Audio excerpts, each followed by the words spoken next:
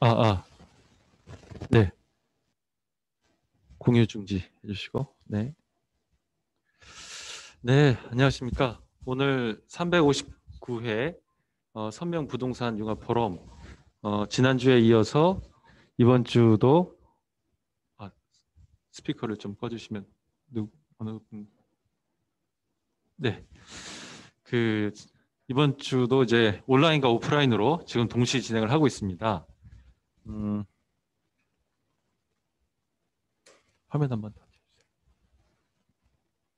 네, 11월 달에 부동산 융합 포럼은요.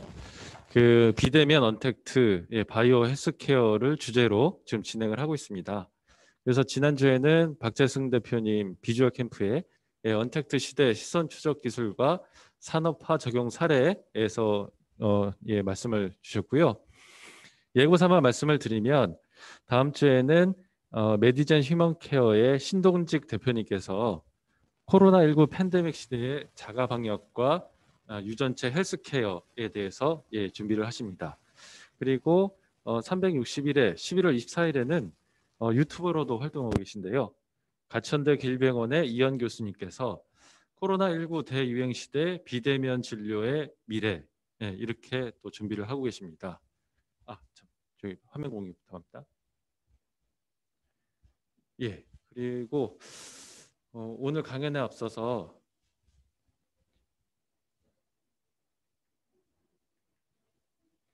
네, 내일입니다. 바로 11월 11일 빼빼로데이인데요. 제5회 부동산 산업의 날 행사가 있습니다. 그 행사에서 저희 부동산 융합 포럼을 거의 지금 오늘 359회째니까 400회 넘게 이렇게 가까이 이끌어오고 계신 분이 있죠. 선명회계법인의 신민철 회장님께서 국토교통부 장관상을 받게 되셨습니다. 지금 현장에 계신데요. 잠시 저희 박수로서 축하를 부탁드리겠습니다.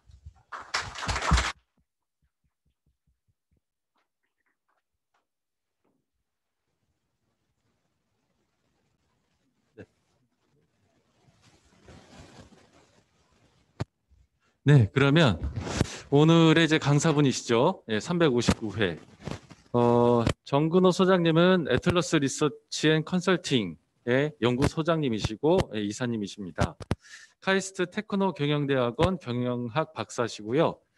명저자로서 활동을 많이 하고 계신데 모바일 트렌드 2015, 2015년부터 2018년까지 쓰셨고요. 작년에는 모바일 미래 보고서 2020 해서 계속 책을 또 내고 계십니다.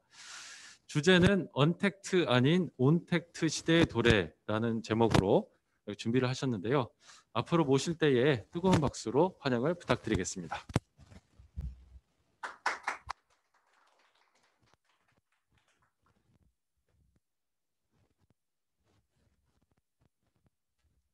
네, 반갑습니다. 오늘 발표를 맡게 된 애틀러스 리서치 앤 컨설팅의 정근호 소장입니다. 다시 한번 인사드리겠습니다. 네, 제가 오늘 발표드릴 내용은 이제 올해는 코로나라는 단어를 빼면은 말을 할 수가 없죠. 그래서 이 코로나로 인해서 굉장히 많은 부분에서 큰 변화예요. 소위 말하는 언택트, 비대면이라는 단어로 크게 표현이 되고 있습니다. 그렇지만 사실 언택트가 아니라 온택트다라는 말씀을 오늘 저는 드리려고 하고요. 제가 쭉 어떤 산업의 사례를 말씀드리면서 왜 언택트가 아니라 온택트라고 강조하는가라는 것을 오늘 이 자리에서 좀 이해하셨으면 좋겠습니다.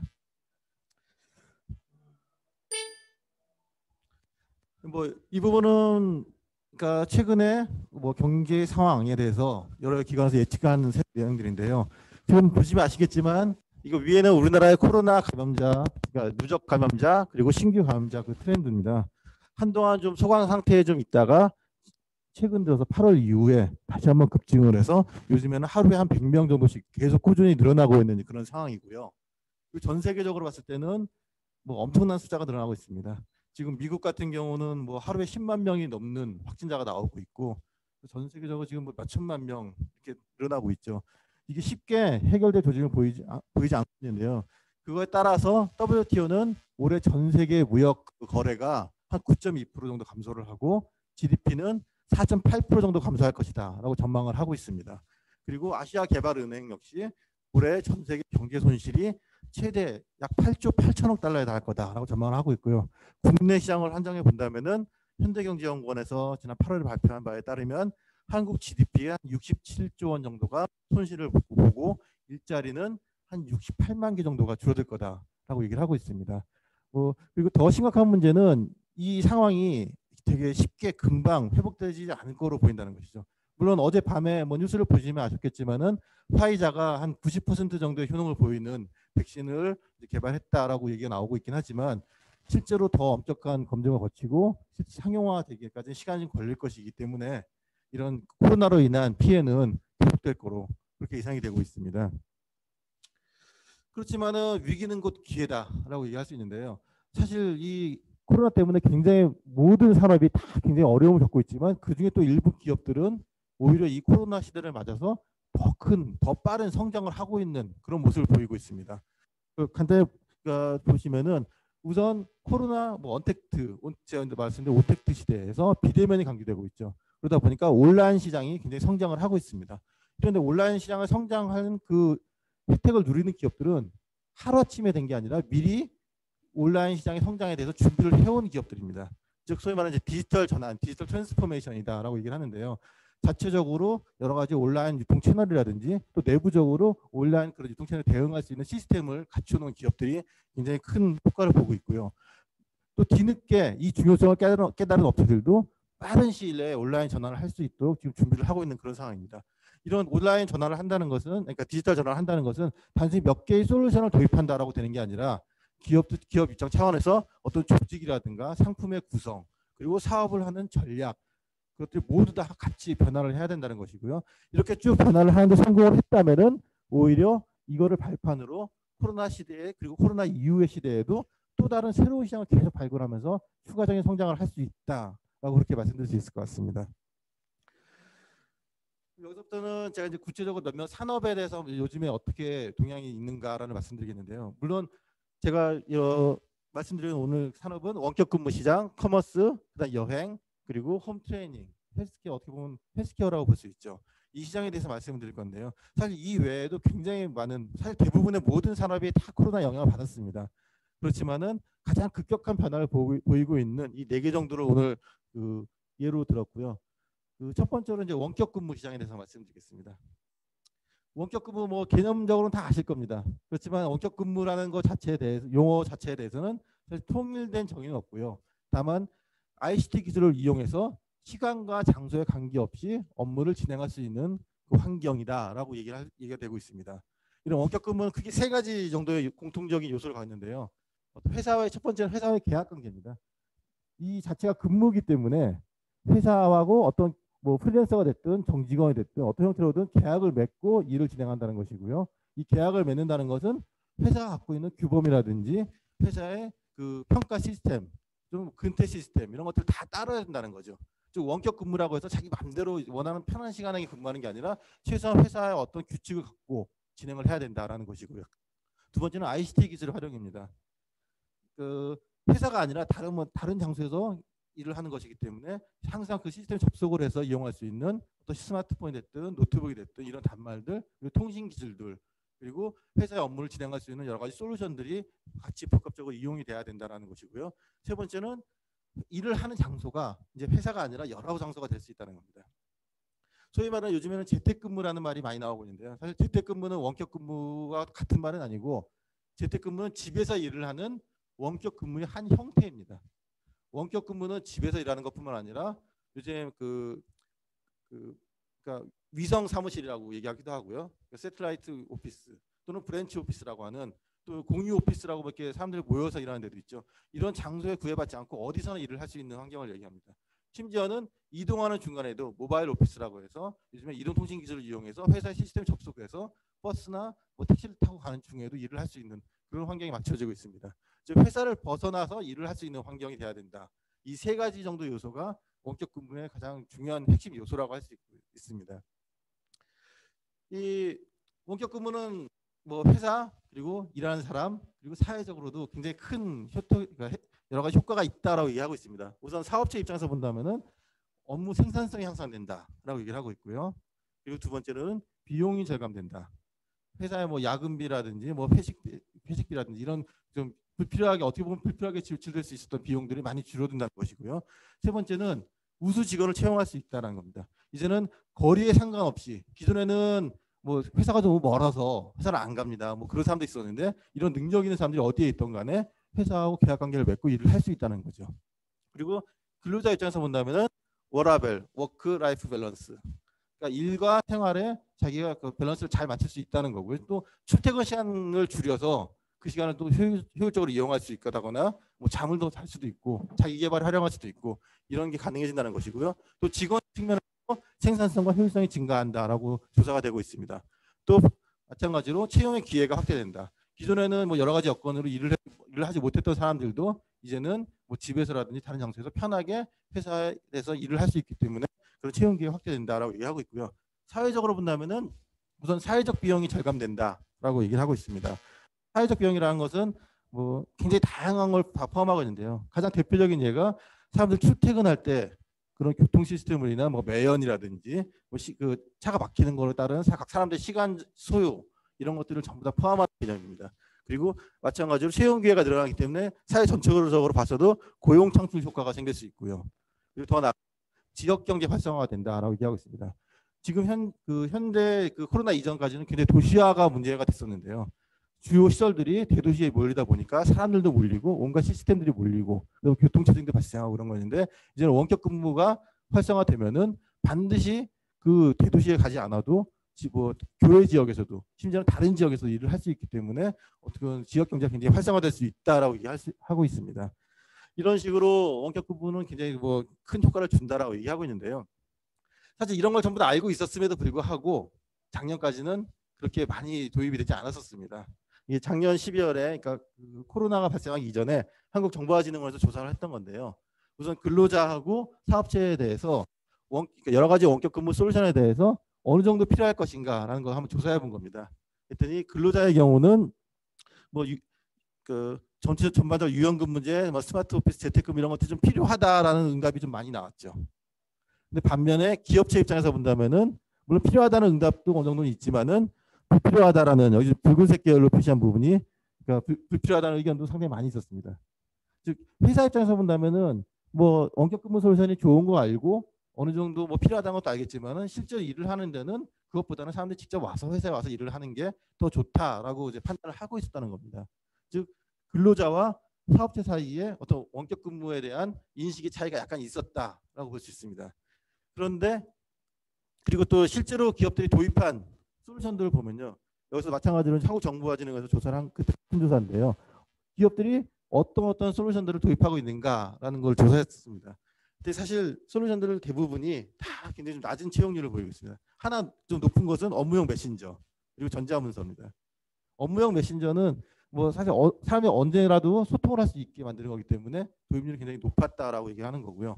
그리고 전자문서는 사실 문서 공유를 위해서 실제 타이핑한 문서가 아니라 전자 형태로 파일 형태로 공유되는 그런 것들은 많이 도입하고 있다라고 얘기를 하고 있습니다. 근데 나머지 솔루션들은 사실 그렇게 높은 채용률을 보이지 않았습니다.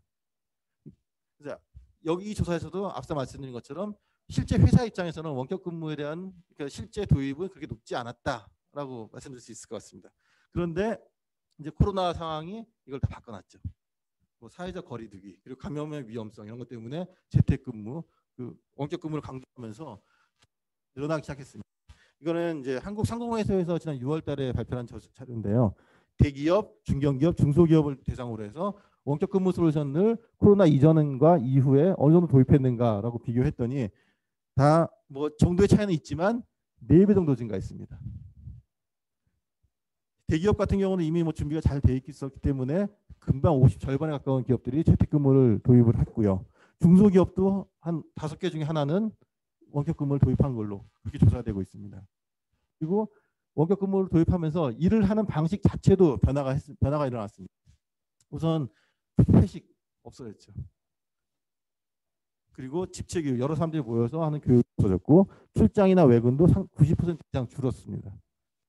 그리고 정기적인 미팅도 74% 감소를 했습니다. 다만 이제 대면 보고 같은 경우는 아직 변화가 없다는 비중이 절반 이상이었는데요. 이건 아무래도 사람이 직접 보면서 어떤 중요한 의사결정 같은 걸 할 때 직접 보면서 얘기를 하고 보고를 하고 그런 것들 아직까지는 그래도 좀 중요하게 여긴다라고 볼 수 있고요. 그러니까 사실 직접 보고를 하는 이 경우를 제외하면은 나머지 다른 업무에 대해서는 대부분 다 많은 경우 원격 근무 시스템을 도입해서 활용하고 있다라고 얘기를 할 수 있을 것 같습니다. 이렇게 원격 근무가 쭉 확산되면서 많은 기업들이 이제 그 솔루션들을 제공하고 있는데요. 이게 제가 어제 날짜로 조사해본 어떤 한 기업의 주가 추이입니다. 지금 1월 초에 한 $100가 안 됐었는데 지금 한 $500 정도, 5배 정도 증가했습니다. 이게 어떤 기업일 것 같으세요? 예? 아니 근데 달러로 표시되어 있습니다. 맞습니다. 줌입니다. 줌이 사실 뭐 뒤에도 보여드리겠지만 많은 기업들이 원격 근무 솔루션을 제공하고 있지만 올해 가장 스타 기업은 줌이라고 할 수 있죠. 물론 줌도 뭐 여러 가지 보안 문제라든지 뭐 중국으로 데이터 갔다 온다든지 뭐 이런 문제가 좀 지적이 되면서 비난을 많이 받기도 했지만은 또 대대적으로 이제 보안 시스템 강화하고 그러면서 아직까지도 가장 많이 이용되고 있는 그런 그 솔루션이자 기업이라고 볼 수 있고요. 이 줌에서 알 수 있듯이 이제는 원격 굉장히 늘어나고 있다. 또 그만큼 시장에서 기대도 크다라고 그렇게 볼 수 있습니다. 그래서 현재 우리나라에서 이용되고 있는 주요 원격 근무 솔루션을 보면요, 사실 몇 개로 나눠볼 수 있는데요. 첫 번째는 글로벌 기업과 국내 기업 이렇게 할 수 있죠.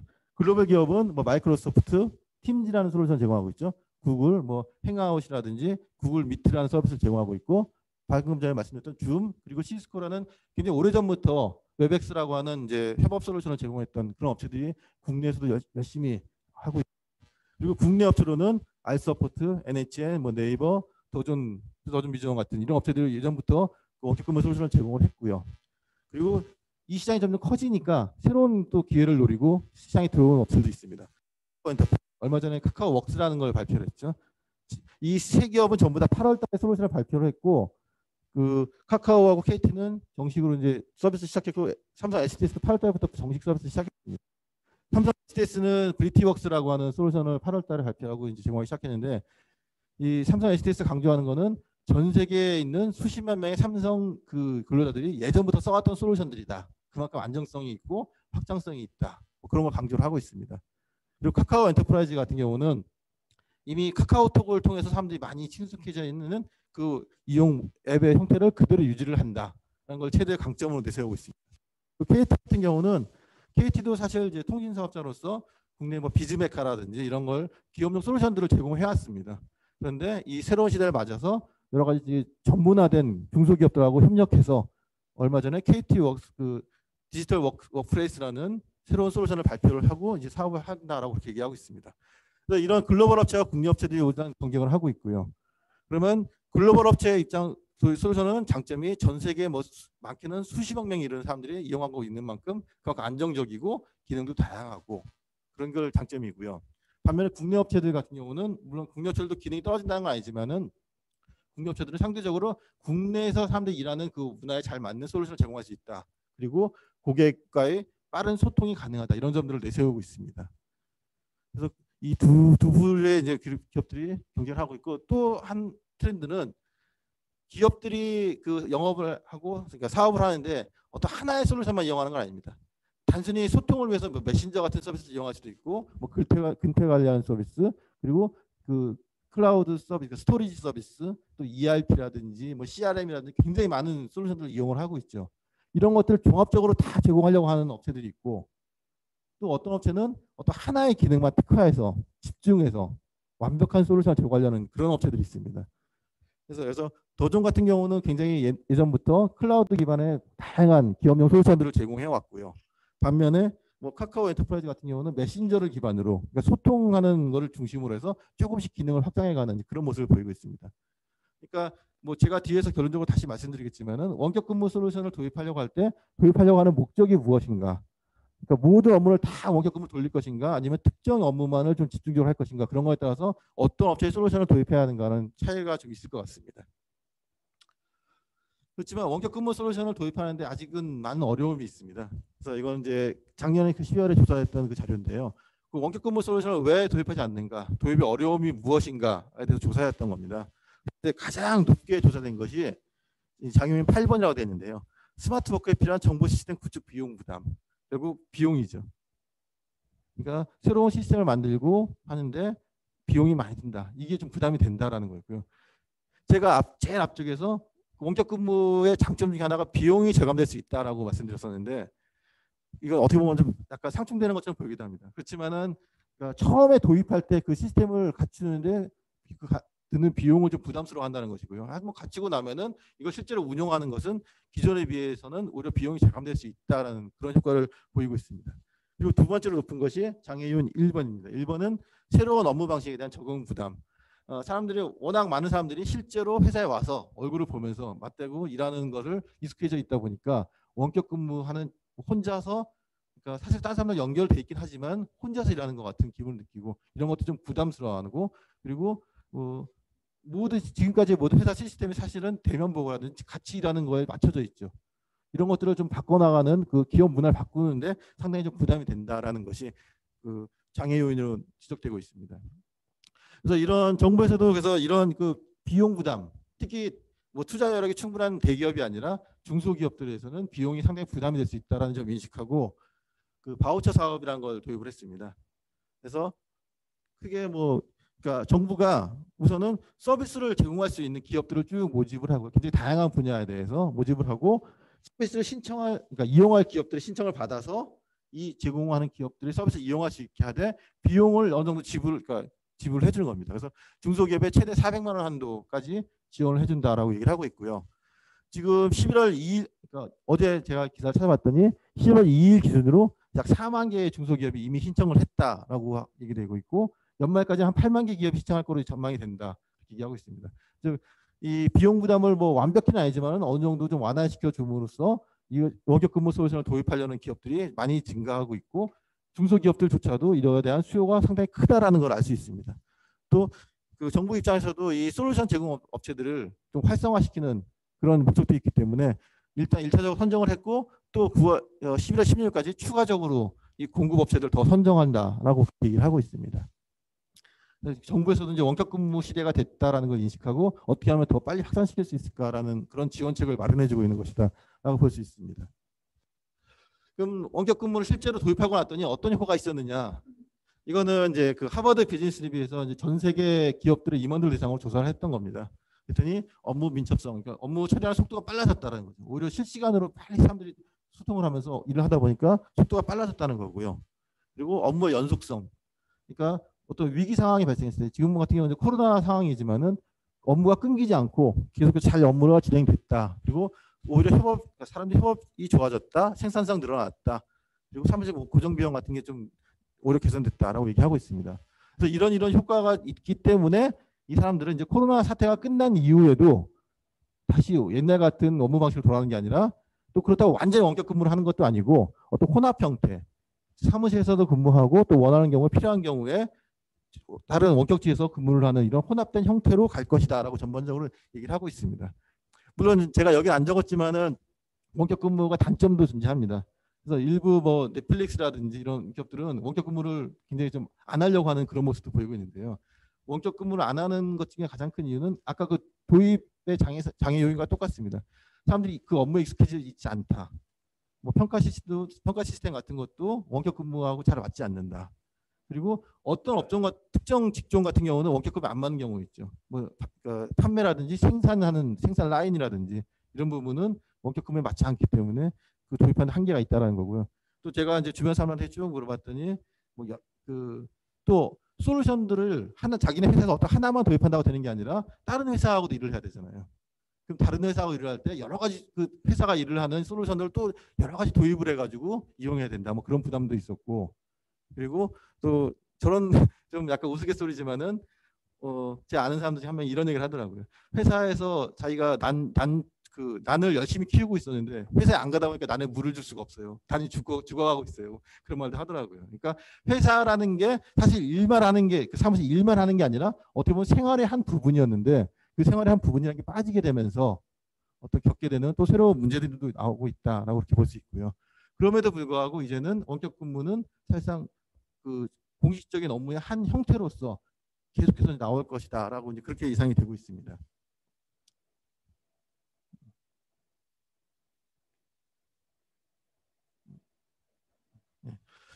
그래서 원격 근무를 제가 이제 쭉 단계를 보면요. 사실 원격 근무는 가장 초창기에는 이제 통합 커뮤니케이션이라고 부르는 유니파이드 커뮤니케이션이라고 부르는 그냥 그 이메일을 쓴다든지 뭐 전화를 쓴다든지 그런 형태였는데요. 이게 좀 발전해서 이제 협업 솔루션 시대가 왔었습니다. 그러니까 기업 내에서 여러 사람들이 같이 일을 할 수 있는 시대가 됐었고요. 근데 이때는 협업 솔루션이라는 게 회사에 어떤 서버를 놓고 PC 하드웨어를 갖춰 놓고 이거를 회사 내에서 여러 명 접속해서 이용하는 그런 형태였는데 지금은 이제 원격 근무 솔루션을 이용하는 시대가 된 거죠. 이 시대는 소프트웨어 중심이고 클라우드 중심입니다. 클라우드 중심이라는 것은 언제 어디서나 접속이 가능하다는 거죠. 그러니까 지금 원격 근무 시대가 됐다라는 걸 얘기하는 거고요. 그리고 자기가 갖고 있는 솔루션뿐만 아니라 외부 업체 솔루션들을 굉장히 또 다양하게 이용하기 시작했다라고 볼 수 있습니다. 그래서 코로나19로 인해서 이 변화 단계가 굉장히 빨라졌다는 거죠. 그 마이크로소프트 회장 같은 경우는 코로나 때문에 오히려 디지털 전환이 한 3, 4년 정도 빨라진 것 같다. 뭐 그런 얘기도 했습니다. 그리고 이제 이 이후의 발전 단계는 사실 새로운 기술들이 도입되는 시대인데요. 어떤 뭐 소프트웨어나 클라우드 중심이라는 것은 여전히 똑같습니다. 그렇지만은 뭐 인공지능 기술이라든지 가상현실, 증강현실 이런 기술을 도입해서 멀리 떨어져 있는 사람들을 굉장히 가까이 있는 것처럼 실제로 보는 것처럼 하면서 회의를 진행한다든지 뭐 이런 시대가 될 거다라고 얘기하고 있고요. 그래서 지금은 한 3단계까지 왔고 이제 4단계로 지금 가고 있는 이제 그런 상황입니다. 근데 중요한 것은 이런 원격 근무 솔루션들을 도입할 때 왜 도입해야 되는지, 그리고 자기의 본업과 맞는지, 그리고 이 중에서 어떤 솔루션을 도입해야 되는지, 그리고 도입한다면은 어떤 규칙을 세워서 어떻게 운영을 해야 되는지 그런 규칙들을 미리 딱 정해놓지 않는다면은 그 도입하는 그 효과가 굉장히 줄어들 수밖에 없다라고 말할 수 있을 것 같습니다. 그래서 원격 근무는 이 정도까지 말씀드리고요. 다음은 이제 커머스 시장인데요. 사실 이제 전자상거래죠. 이커머스 시장을 얘기하는 겁니다. 사실 이커머스 시장이 굉장히 커졌다라는 거는 뭐 누구나 다 알고 있습니다. 그래서 그 가장 큰 트렌드를 한 5가지 정도로 말씀드릴 수 있을 것 같은데요. 우선은 첫 번째는 취급 상품이 굉장히 다양화됐다. 이거 이제 뒤에도 자세히 말씀드리겠지만은 우선 신선식품 그리고 음식 배달 서비스가 굉장히 많이 증가했습니다. 집에 있다 보니까 장을 보러 가기도 어렵고 그래서 그 식재료 같은 걸 시키고 아예 음식을 시키고 이런 게 굉장히 늘어났다는 거죠. 그리고 요즘 트렌드는 재택근무가 늘어나다 보니까 이런 노트북이라든지 태블릿 또는 뭐 카메라 같은 이런 것 제품에 대한 수요가 굉장히 늘었다라는 걸 얘기할 수 있고요. 그리고 고령층의 온라인 쇼핑도 굉장히 늘어난 거로 나오고 있습니다. 사실 고령층 같은 경우는 뭐 우리나라는 그래도 많이 이용했지만 전 세계적으로 본다면은 소위 말하는 이제 뭐 베이비붐 세대, 뭐 50대 이상에서는 그 온라인 커머스 이용률이 상당히 좀 적었었는데 실제로 지금 조사했더니 온라인 쇼핑을 이용하는 사람들이 많이 늘었다라고 얘기가 되고 있고요. 그리고 온라인과 오프라인을 그 융합하고 다른 서비스하고 융합하는 형태, 드라이브 스루 상품 수령, 그리고 이제 또 말씀드리겠지만 라이브 스트리밍 커머스, 그러니까 그 홈쇼핑을 PC 화면으로 옮겼다라고 볼 수 있을 것 같습니다. 그리고 인공지능 기술, 그러니까 상품을 추천한다든지 자기가 어떤 상품을 쭉 사왔으니까 이 상품이 마음에 들 것 같아요 라는 추천해 주는 기술들. 그리고 아마존 같은 경우는 지금 실제로 하고 있는 서비스 중에 그런 게 있습니다. 그러니까 소모품을 자동으로 배송해 주는 건데요. 예를 들어서 프린터 같은 경우 계속 쓰다가 토너가 이제 거의 다 떨어질 것 같다. 그러면 이거 기계가 인식을 해서 자동으로 배달을 시켜주는 겁니다. 토너를. 그런 서비스까지 되고 있고요. 그리고 배송 경쟁, 이제 빠른 배송, 급속 배송. 그게 중요해지고 그러다 보니까 이제 소위 말하는 이제 기 이코노미라고 얘기하는데요. 요즘 뭐 사람들 길거리 가다 보면 사람들 가방 메고 자전거 타고 막 배달해 주는 사람들 있죠. 그런 것처럼 회사에 이제 정식으로 고정된 직원이 아니라 어떤 계약 관계를 맺고 일반인들이 누구나도 쉽게 배송할 수 있는 사람이 돼서 음식이 됐든 상품이 됐든 이런 거 배달해 주는 그런 시장도 굉장히 커지고 있습니다. 그래서 우리나라 같은 경우는 이미 그 온라인 커머스 시장이 굉장히 컸었지만은 그 올해 들어서 계속해서 더 빠른 성장을 쭉 보이고 있습니다. 그리고 우리나라 같은 경우 특히나 모바일 커머스 시장이 더 굉장히 성장률이 빠른 약 한 30% 정도 작년에 비해서 9월 기준으로 봤을 때 작년 9월에 비해서 30% 정도 성장한 모습을 보이고 있습니다. 이제 통계청에서 지지한 건데요. 그리고 그에 따라서 원래 전체 온라인 쇼핑에서 모바일 쇼핑 비중도 조금 더 늘었다라고 볼 수 있습니다. 전체적으로 지금 이게 단위가 억 원이거든요. 그러니까 우리나라의 온라인 쇼핑 그 규모가 한 14조 7천억 원 정도 지금 되는 걸로 나오고 있습니다. 이거는 전체 소매 시장 규모의 한 30%가 약간 안 되는 수준입니다. 그래서 아까 제가 말씀드린 것처럼 어떤 업종들이 좀 많이 온라인 쇼핑으로 시장 규모가 늘었는가라고 봤더니 제가 빨간색으로 동그라미 쳐놨죠. 음식 서비스, 농축수산물, 그리고 음식료품도 많이 늘었습니다. 그러니까 실제로 음식과 관련된 주문이 굉장히 많이 늘었다는 거예요. 사람들이 뭐 사회적 거리두기로 인해서 집에 머물고 있는 시간이 많다 보니까 음식 재료를 시키고, 그리고 요즘에 또 그 HMR이라고 해서 반조리 상태의 식품들, 뭐 완전히 음식을 시키는 건 아니지만은 어떤 재료들을 시켜서 재료들을 그냥 넣고 뭐 조리만 하면은 바로 쉽게 먹을 수 있게 하는 그런 시장이 굉장히 커지고 있습니다. 그래서 뭐 이마트몰이라든지 뭐 마켓컬리 이런 업체 뭐 광고도 요즘 많이 하고 있죠. 이런 업체들이 굉장히 많이 빠른 성장을 보이고 있습니다.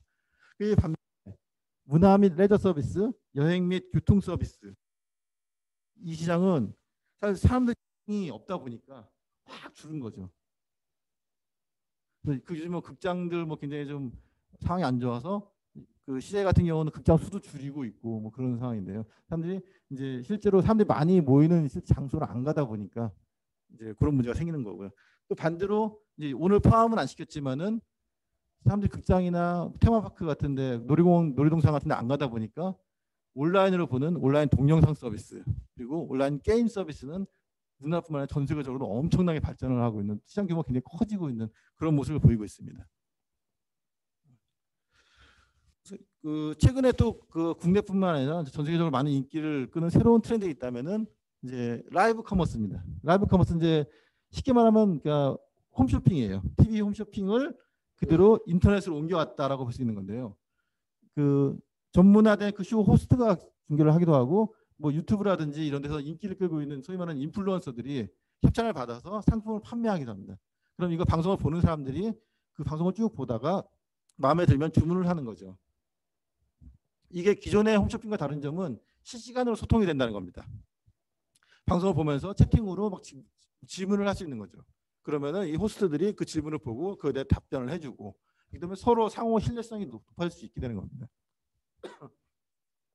그래서 지금 현재 뭐 네이버라든지 카카오, 그립 이런 업체들이 많이 나오고 있고, 이 외에도 다양한 그 온라인 커머스 업체들이 실제로 그 라이브 커머스 서비스를 진행을 하고 있고, 기존의 그 TV 홈쇼핑 업체들도 온라인을 통해서 이런 라이브 커머스를 시도를 하고 있습니다. 이 최근에 이제 카카오에서도 제공했던 이런 쇼핑 라이브 서비스인데요. 필라 신발을 판매했고요. 그리고 이거는 작년 10월에 처음 이제 했던 겁니다. 그래서 이제 이름이 좀 특이한데 곰나 좋군 속옷 모듬 세트라는 걸 작년 10월에 처음으로 판매를 했었습니다. 온라인으로. 그때 이 필라 신발은 그러니까 동시에 접속해서 본 사람이 2만 명이 달았어요. 엄청난 숫자죠. 그리고 이 필라의 그 카카오톡의 채널에 친구 추가한 사람이 38만 명 정도 늘었다고 합니다. 그러니까 그만큼 파급효과가 굉장히 크다는 거고요. 이 곰 세트는 방송 전에 비해서 판매량이 한 1000% 증가했다, 이렇게 얘기하고 있습니다. 굉장히 많이 한 거죠. 그래서 요즘 특히 이제 Z세대라고 얘기하는 굉장히 젊은 세대는 워낙 모바일 방송, 뭐 유튜브라든지 인스타그램 이런 걸 보는, 틱톡 이런 걸 보는 데 익숙해졌기 때문에 그런 콘텐츠를 보는 것처럼 이런 그 광고 방송, 어떻게 판매 방송도 굉장히 재미있는 하나의 요소로 생각을 하고 그걸 본다는 거예요. 보다가 마음에 들면 주문을 한다, 그렇게 볼 수 있는 겁니다. 그러니까 이제 커머스 시장도 사실 굉장히 모바일화 됐다라고 얘기할 수 있는 거고요. 그리고 이런 제가 앞서 말씀드린 것처럼 빠른 배송, 급속 배송 시장이 막 경쟁이 일어나고 있는데, 요즘에는 사실 밤에 한 9시, 10시까지 주문하면 새벽에 받아볼 수 있는 이제 그런 서비스가 제공되고 있죠. 그러니까 급속 배송 시장이 굉장히 커지고 있습니다. 근데 특히나 이 제가 앞서서 그 온라인 커머스 시장이 성장하는 데는 요즘에 특히 그 신선식품, 그 음식과 관련된 그 서비스가, 그러니까 판매가 굉장히 늘었다라고 이야기하는데, 음식과 관련된 서비스는 사람들이 구입을 하면은 그 식품이 상하기 전에 빨리 배송이 돼야 되는 겁니다. 그만큼 빠른 배송이 강조가 돼야 되는 거고, 빠른 배송을 하기 위해서는 그만큼 물류 시스템이 뒷받침돼야 되는 거죠. 빠르게 주문을 파악해서 물건을 모으고 이거를 빨리 유통센터에 넘겨서 소비자한테 배달을 해야 되는 그런 시스템이 잘 갖춰져야 되는 건데요. 그렇게 말하면서 소위 이제 라스트 마일이라고 부르는 물류 창고에서 소비자들한테 가는 그 경쟁이 굉장히 치열해지고 있습니다. 그리고 이 물류와 관련해서 지금 굉장히 빠른 기술 혁신이 일어나고 있는데요. 우선 제가 몇 가지 요즘에 일어나고 있는 사진들을 좀 모아봤습니다. 위에 두 개는 그 트럭입니다. 자율주행 트럭이에요. 그러니까 첫 번째 거는 항구에서 컨테이너가 왔을 때 이거를 빠르게 그 집화장으로 빨리 움직이는 볼보 차량이고요. 두 번째는 현대 글로비스에서 개발한 그 자율주행 트럭입니다. 그리고 이 밑에 보시면 이건 물류창고용 로봇인데요. 이게 아마존이 히바라고 하는 로봇을 물류창고에서 보면 선반을 쭉 싣고 다니는 겁니다. 선반을 싣고 원하는 그 상품을 이게 있어야 되는 장소로 쭉 자동으로 이동을 하는 거고요. 이거는 이 옆에 로봇은 이제 미국의 스타트업이 개발한 건데요. 이제 일반 그 상점에서 이거는 자동으로 움직이는 게 아니라 그 사람이 직원을 따라다니는 겁니다. 직원이 이렇게 장소로 가면 뒤에 따라오면은 그 물건을 이제 올리면 되는 거죠. 그러니까 굉장히 좀 일을 쉽게 할 수 있게 만드는 그런 로봇이고요. 이 세 개는 이제 그 상품을 배달하는 로봇입니다. 첫 번째 거는 배달의 민족에서 지금 테스트 중인 음식 배달 로봇이고요. 이게 대학 캠퍼스에서 한 거고, 배달의 민족은 요즘에 그 아파트 단지까지 들어가서 엘리베이터 타고 올라가서 배달하는 그런 로봇까지 개발을 했습니다. 그리고 이 두 개는 이제 우체국에서 지금 시도하고 있는 건데요. 이거는 자율주행 소형 트럭입니다. 우편물을 배달하는. 이거 세 번째 거는 드론이죠. 드론을 이용해서 상품을 빠르게 배송하는. 그래서 지금 그 남해 쪽에서 어떤 섬 지역에서 그러니까 배로 움직이는 게 아니라 드론을 통해서, 사실 섬이 굉장히 멀리 있는 섬도 있지만은 육지에 굉장히 가까이 있는 섬도 있잖아요. 이런 데는 드론을 통해서 하면 한 1, 2분 만에 상품을 배달할 수 있는 그런 서비스가 가능해지고 있습니다. 그래서 이런 그 배송을 하기 위한 이런 물류 쪽에서도 굉장히 빠른 기술 혁신 그리고 기술 도입이 증가하고 있다라고 그렇게 말씀드릴 수 있을 것 같습니다. 그리고 세 번째는 이제 여행 쪽인데요. 여행은 사실 코로나로 인해서 이제 직격탄을 맞은 엄청난 피해를 보고 있는 상황입니다. 그래서 이제 이게 그 WTC라고 해서 여행 그 세계 협회가 있는데 거기서 올해 전망을 한 건데요. 여행 산업이 원래 전 세계적으로 봤을 때 전 세계 한 일자리 10개 중에 한 개는 어떻게든 여행과 관련 있는 일자리였고, 전 세계 GDP 한 10.3% 정도를 차지하고 있었는데, 올해 코로나로 인해서 한 그 1억 개 정도의 일자리가 없어질 것 같고, 그리고 GDP가 한 그 작년에 비해 30% 정도 줄었다, 그렇게 얘기하고 있습니다. 이게 2008년 그 금융 위기보다 피해가 5배 정도 더 큰 거다, 그렇게 얘기하고 있습니다. 그러니까 여행 산업이 안 좋아진 거죠. 사실 모든 해외 여행이 다 막혔죠, 현재로서는.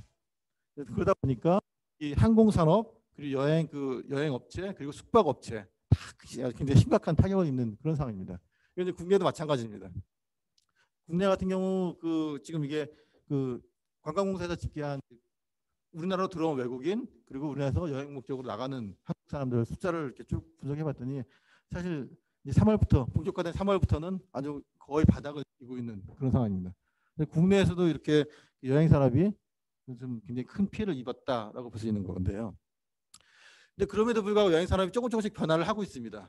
그래서 이거는 이제 관광공사에서 세이프티라고 하는 단어로 요약을 했습니다. 트렌드를. 우선 첫 번째는 그 짧은 거리, 숏 디스턴스.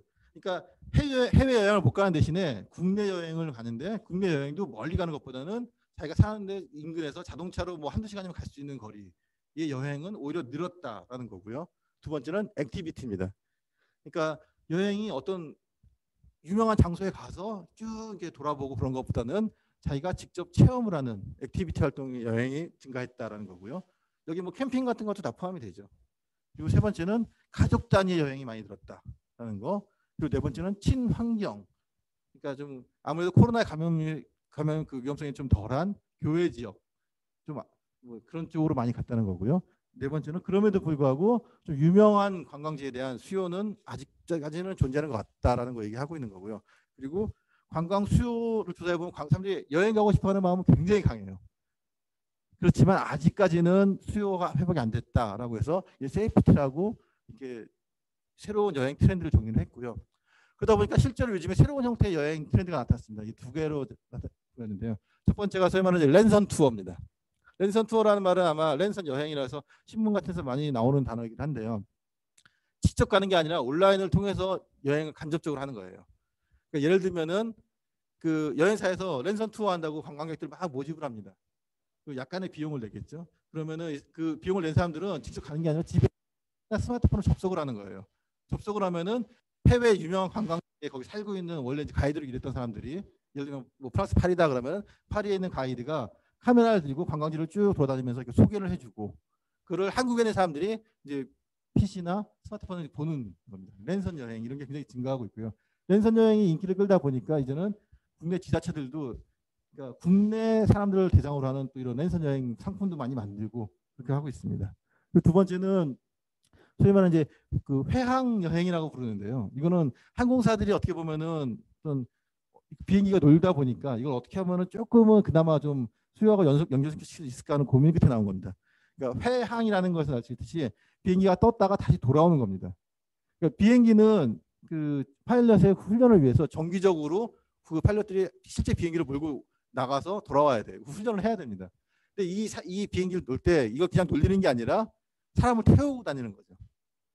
그러면은 예를 들면 우리나라 그 아시아나항공 같은 경우는 서울에서 출발을 해서 울릉도 쪽 갔다가 쭉 제주도까지 갔다가 다시 서울로 돌아오는 사람들이 그냥 비행기 타는 기분을 내는 거예요.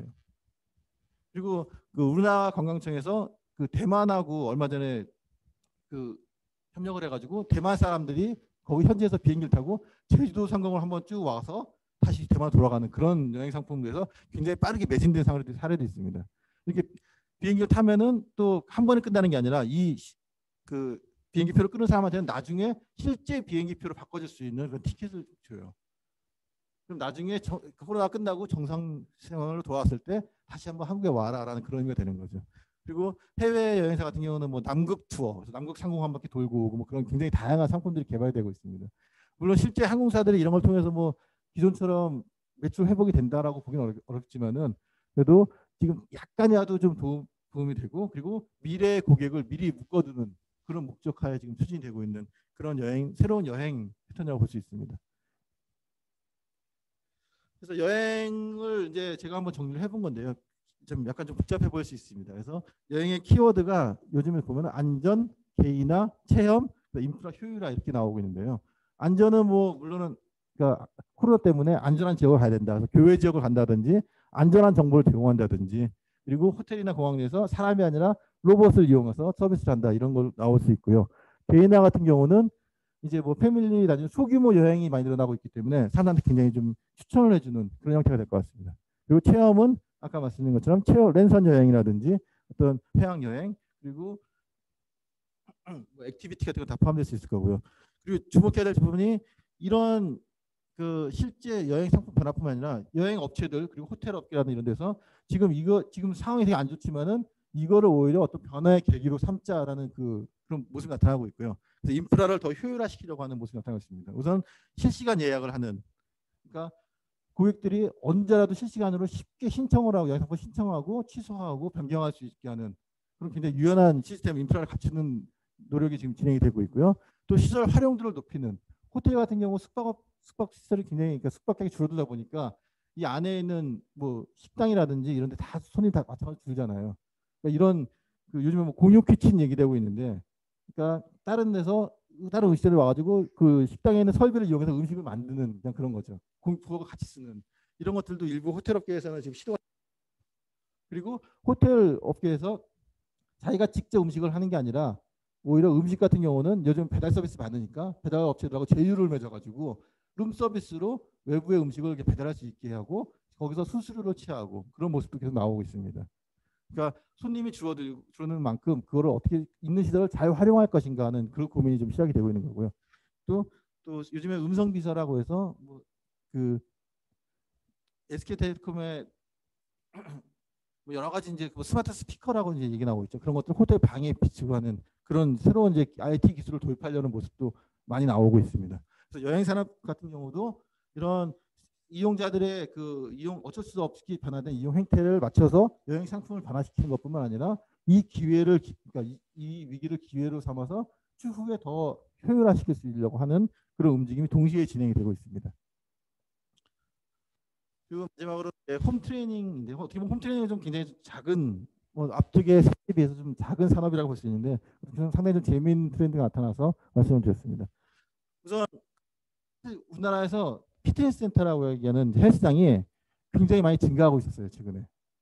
그래서 작년에 그 자료를 보시면 작년 기준으로 봤을 때 전에 비해서 12%가 증가했습니다. 반면에 폐업률은 7.7%로 PC방이나 커피숍 당구장 그리고 빵집보다는 오히려 폐업률도 적었어요.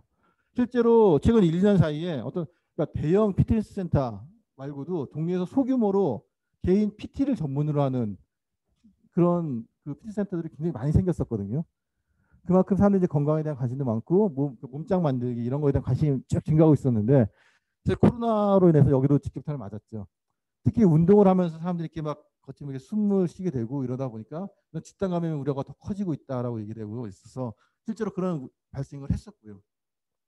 그러다 보니까 뭐 피트니스 센터에서 뭐 소독을 강화하는 것뿐만 아니라 이건 미국에서 어떤 피트니스 센터가 이제 내놓은 건데요. 하나하나를 이렇게 다 막아놓은 겁니다. 그래서 사람들이 와서 직접 운동할 수 있게 뭐 이런 것도 있는데 사실 이게 근본적인 해결책은 안 되는 거죠. 그러다 보니까 피트니스 센터도 이제 좀 변화를 하기 시작했고 소위 말하는 이제 홈 트레이닝 집에서 하는 피트니스 그게 많이 활성화되기 시작했습니다. 가장 대표적으로 유튜브에서 사람들이 그 일반인 몸짱뿐만 아니라 전문적으로 그 피트니스 센터에서 사람들을 가르쳤던 그 강사들도 유튜브를 통해서 자기만의 방송을 시작을 해요. 그래서 제가 어제 그 유튜브에서 뭐 홈 트레이닝, 홈트 맨몸 맨손 운동 이런 것도 검색해 본 겁니다. 그랬더니 사람들이 다 이제 강좌를 올리는 거죠. 그래서 뭐 조회수 뭐 이 같은 경우는 100만도 넘고 뭐 40만, 50만, 60만 회 뭐 이렇게 나오고 있습니다. 근데 사실 이것들을 통해서는 광고 수익을 얻는 거죠, 사람들은. 그러니까 사람들이 자기 영상을 많이 보고 따라하면서 좋아요 누르고 이런 광고 수익을 통해서 이제 수익을 벌려고 하는 건데요. 근데 근본적으로는 많은 수익, 그러니까 모든 사람이 다 성공하는 건 아니고 그리고 워낙 이 시장도 이제 경쟁이 좀 치열해지고 있는 그런 상황입니다. 이런 상황에서 또 굉장히 그 주목받는 업체가 또 등장을 했습니다. 그러니까 기업용 원격 근무 시장에서 줌이라는 업체가 등장한 것처럼 사실 이제 홈트 시장에서도 펠트로라는 업체가 굉장히 많은 주목을 받고 있는데요. 사실 펠트로는 이미 몇 년 전부터 주목을 받고 있었어요. 굉장히 특이하다라고 주목받고 있었는데 특히 올해 코로나 시대에 들어오면서 더 많은 성장을 했습니다. 이 펠트론의 서비스는 이 그림 두 장으로 다 설명이 됩니다. 위는 실내용 자전거고 아래는 이제 러닝머신이에요. 러닝머신인데 여기 대형 스크린이 달려 있죠. 이게 다 인터넷 연결되어 있습니다. 그러면은 이 사람 여기 인터넷 연결된 이 화면을 통해서 실제 강사가 실시간으로 운동을 막 얘기해 주는 거예요. 지금 뭐 페달 밟으세요, 뭐 잠깐 쉬세요, 뭐 그런 것들을 다 해주는 거죠. 그럼 따라하는 거고 러닝머신은 마찬가지입니다. 그러니까 이 운동 기구가 인터넷 연결 기능을 갖췄다 해서 커넥티드 운동 기구가 있고요. 그리고 대형 태블릿을 통해서 그 트레이닝 영상을 볼 수 있게 했고 또 인터넷 연결을 통해서 실시간으로 맞춤형 강좌, 개인 맞춤형 강좌까지 가능합니다. 근데 이런 것들을 이제 펠트로는 일단 첫 번째는 이 기계를 팝니다. 기계가 굉장히 비싸요. 한 4,000달러 돼요. 그리고 이 실시간으로 그러니까 기계를 사면은 영상을 볼 수 있는데 실시간으로 그 훈련할 수 있는 영상을 보는 거는 월정액 12달러 정도에 가입을 해야 됩니다. 그래서 이중으로 기계도 팔고 서비스 구독료도 받고 이렇게 수익을 받는 거죠. 그러다 보니까 이 펠트론도 올해 들어서 주가가 쫙 올라갔어요. 그리고 매출 실적도 굉장히 많이 증가하고 있는 그런 모습을 보이고 있습니다. 이 펠트론이 이렇게 인기를 끌기 시작하자 이제 유사한 업체들이 많이 등장하기 시작합니다. 그래서 첫 번째는 이제 가장 많이 나왔던 업체가 미러라는 업체인데 거울이죠. 이렇게 대형 스크린 겸 거울이에요. 평상시에는 거울인데 화면을 키면 여기 화면 영상이 나오는 거고 여기 사람들이 운동하는 모습을 보여주면 그걸 따라서 하는 거죠. 이 미러라는 업체는 그 요가복으로 굉장히 유명한 룰루레몬이라고 하는 그 브랜드가 있습니다. 우리나라에도 그 굉장히 유명한 지금 그 상점도 굉장히 많이 갖고 있는데요. 이 룰루레몬이라는 업체가 얼마 전에 5억 달러, 한 6천억 정도 인수를 했습니다. 굉장히 시장성이 좋다라고 인식을 하고 있는 거죠. 그리고 또 토나레라는 업체는 단순히 스크린만 양양이 아니라 여기에 이제 실제 운동 기구를 이렇게 부착할 수 있게 해서 집에서 운동할 수 있게 만든 거고요. 그리고 이제 파이트 캠프라는 업체는 권투죠, 복싱.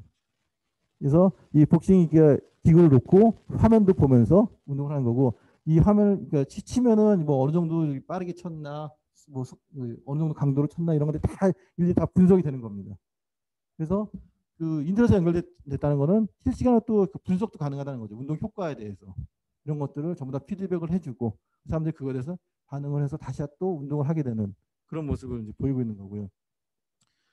우리나라 같은 경우는 아직까지는 이런 기구, 운동 기구하고 결합한 형태는 물론 없는 건 아니지만 이제 등장하긴 했는데 아직까지는 모바일 앱 그리고 TV, 스마트 TV 앱을 통해서 하는 업체들이 등장을 하고 있습니다. 그래서 우선 건강한 친구들이라는 업체들도 좀 많이 요즘에 이용률이 늘어나고 있고요. 그리고 꾸네 컴퍼니라는 데서 리트니스라고 하는 또 실시간 영상 보면서 하는 서비스 내놨고 카카오 VX라는 업체, 카카오 자회사인데 여기서는 스마트 홈트라고 해서 이제 화면을 보면은 이 스마트폰의 카메라로 운동하는 모습을 찍어서 어디 자세가 안 좋다 뭐 이런 것 같이 얘기해주는 그런 게 나왔고요. 그 라이크핏이라는 그 위윌드라는 업체가 만든 라이크핏도 비슷합니다. 사람이 동작을 취하면은 이 스마트폰의 카메라로 촬영을 해서 자세를 조언해주고 뭐 그런 게 가능해지는 거고요. 삼성전자 같은 경우는 스마트 TV를 통해서 삼성 헬스라는 서비스를 제공하는데 여기서 이제 홈 트레이닝, 피트니스 운동 이런 것 서비스를 제공하고 있습니다. 우리 여기서 이제 유료 서비스도 있고 무료 서비스도 있고 그런데요. 그래서 우리나라에서도 단순히 유튜브를 통해서 보면 하는 것뿐만 아니라 이제는 가입형으로 어떤 서비스에 대한 조언까지 받을 수 있는 이런 시장이 굉장히 좀 커지고 있다고 볼 수 있을 것 같습니다. 사람들이 실제로 이제 운동 헬스장에 가는 게 아니라 집에서 편하게 운동하는 거죠. 집에서 운동하다 보면은 우선 남의 시선을 안 느끼게 되는 거죠. 내가 좀 엉성한 동작을 한다든지 조금 살이 쪄가지고 땀을 많이 난다든지 뭐 이런 것도 전혀 부담감을 갖지 않고 집에서 편하게 조언을 받으면서 운동할 수 있다라는 것 때문에 이 시장이 굉장히 커지고 있습니다. 그래서 이제 네 개의 산업을 쭉 봤는데요. 이걸 종합적으로 본다면은 이제는 언택트가 아니라 온택트 시대다라고 얘기할 수 있습니다. 어떻게 보면 사실 굉장히 비슷한 말이에요. 근데 약간의 개념 차이는 있을 수 있고, 이 개념 차이를 모든 사람이 다 이렇게 동의하는 건 아닙니다. 그러니까 제가 이렇게 쭉 본 그 정의를 말씀드리는 건데요. 우선 코로나 이전 시대는 사실 오프라인이 굉장히 강조됐습니다. 그런데 이제는 코로나19 시대면서 언택트 뭐 비대면 얘기하면서 온라인 시장이 굉장히 강조되고 있죠. 물론 이게 절대적인 시장 규모를 나타내는 게 아니라 요즘에 시장에서의 관심이라든지 사람들이 몰리는 걸 얘기하는 건데요. 그러면 코로나 시대가 끝났을 때 이제 뭐 화이자 같은 업체가 성공적으로 약을 다 개발했다. 그래서 코로나 시대가 끝났을 때 그럼 다시 원래대로 100% 돌아가지 않는다는 거죠. 이제는 중간에 어떻게 보면 하이브리드 형태, 온라인과 오프라인이 결합되는 형태. 아까 원격 근무 시장에서 이제는 회사에서 일하는 것과 원격 근무 시장이 같이 공존하는 형태로 될 것 같다는 것처럼 이제는 온라인과 오프라인이 같이 공존하는 시대가 될 거다라고 얘기되는 거고 이걸 이제 온택트라고 얘기할 수 있을 것 같습니다. 그래서 온택트의 그 몇 가지 특징을 한번 생각해 본 건데요. 우선 첫 번째는 실시간입니다. 온이라는 거는 연결 그리고 그러니까 온라인 연결 그리고 상시적인 그러니까 상시성 이런 것들을 다 의미하는 건데요. 기존에 언택트라는 거는 어떻게 보면은 비대면 그러니까 사람들하고 직접 만나지 않는 약간 단절 이런 느낌이 좀 강해요. 그렇지만 온택트라는 말은 단절이 아니라 연결이 된다. 다만 직접 눈앞에 보고 있는 연결이 아니라 온라인을 통해서 연결되는 거다라는 걸 강조하는 거고요. 그래서 우선 실시간입니다. 사람들과 언제 실시간으로 실제로 시간을 공유할 수 있다는 거고요. 두 번째는 언제나 연결될 수 있어야 된다라는 거죠. 기존에 만약에 동네 매장에서 자기네들이 온라인을 통해서 상품을 팔아요라고 얘기해서 이제 언택트에 대비하고 있어요라고 얘기했는데 자기가 퇴근한 다음에 그 서비스를 제공 안 해요. 그러면은 그거는 상시성이 아니죠. 언제라도 사람들이 24시간 접속을 해서 이용할 수 있어야 되는 그런 상시성을 제공해야 된다는 거고요. 그래서 온라인 온택트가 중요하다는 거고 그리고 아까 말씀드린 것처럼 가상과 현실의 세계가 이제 공존하는 형태. 뭐 예전부터 뭐 들어보신 분은 있겠지만은 옴니 채널이라든지 뭐 그런 말이 있었습니다. 근데 이제는 그런 게 더 확장돼서 온라인과 오프라인 굉장히 유기적으로 통합이 돼야 된다는 거고요. 그리고 확장성이 있어야 된다. 그리고 사람들을 더 많은 사람들 수용할 수 있어야 되고 또 새로운 서비스도 굉장히 자연스럽게 빠르게 덮칠 수 있어야 된다는 거고요. 그리고 이제 플랫폼화가 돼야 된다는 거죠. 이거 어떻게 보면 확장성과 비슷한 말인데요. 여러 가지 이게 플랫폼 자체가 플랫폼이 돼서 여러 개의 사람 서비스들이 굉장히 자연스럽게 확장이 돼야 된다는 그런 얘기를 하는 거고요. 그리고 글로벌 이제는 온택트는 한국 어떤 특정 지역만을 대상으로 하는 게 아니라 사실상 전 세계를 대상으로 이루어진다라는 그런 특징을 가질 수 있을 것 같고요. 이렇게 온택트 시대가 되다 보니까 이제는 고객의 접점이 확대된다. 오프라인에서 온라인으로 그리고 온라인에서 했던 업체들도 이제는 오프라인으로 고객 접점이 늘어나는 거고요. 또 온라인과 오프라인에 사람들이 어떻게 행동하는가 이 서비스 이용하는가 이런 데이터를 다 얻을 수 있기 때문에 이거를 기반으로 다시 맞춤형 서비스라든지 추천 같은 걸 할 수 있는 거고요.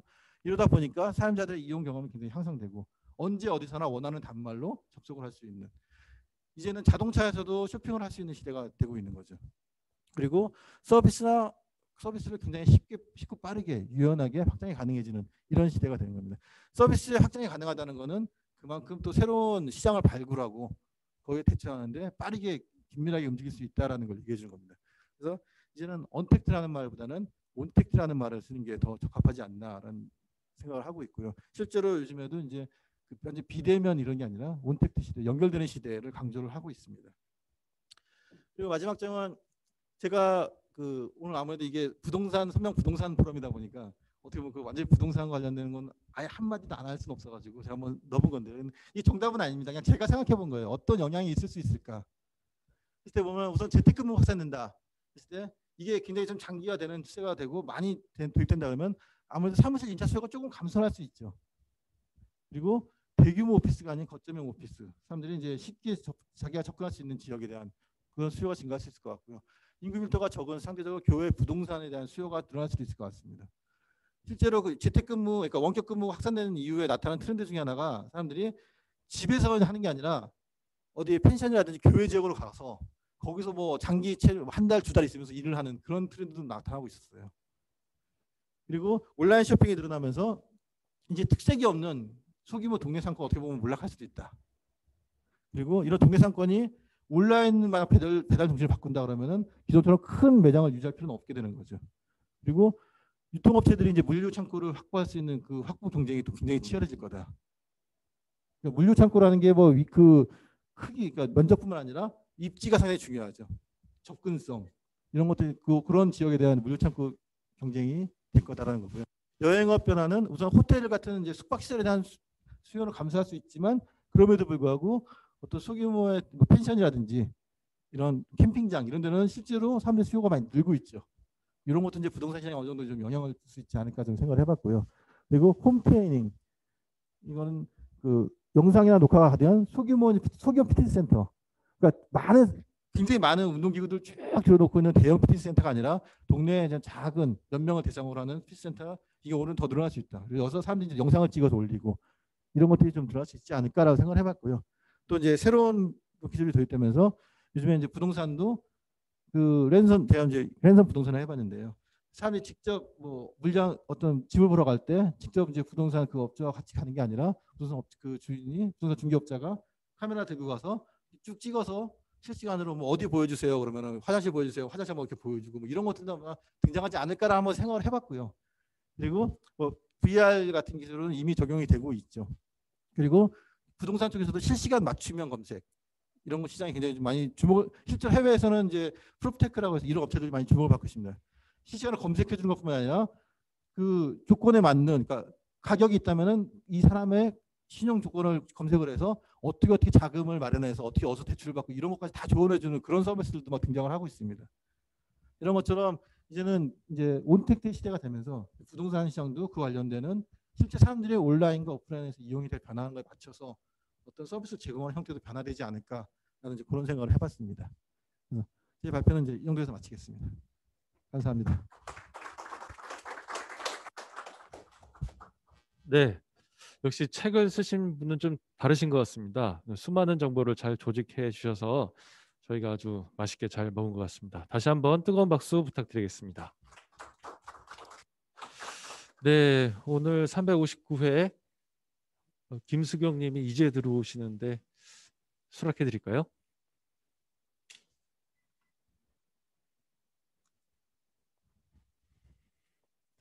네, 오늘 그 온택트가 아닌 온택트의 시대다 이렇게 말씀을 주셨는데 저희 포럼도 이제 오늘 이제 두 번째지만 이렇게 온 오프라인으로 이렇게 병행해서 진행되는 게 참 배워가는 과정인 것 같습니다.